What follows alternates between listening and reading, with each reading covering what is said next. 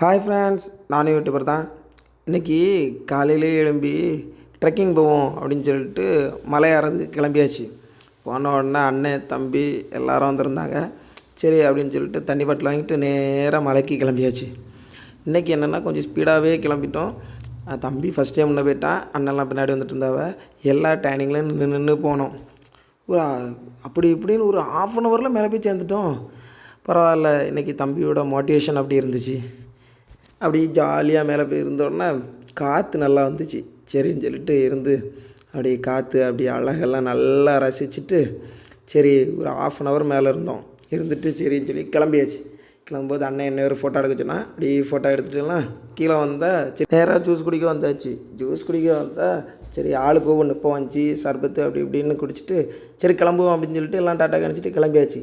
கிளம்பும்போது தான் சொன்னால் சாப்பிட்டு போயிடுவோம் அப்படின்னா.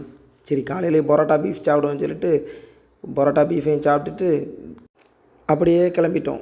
ஓகே ஃப்ரெண்ட்ஸ், பாய்.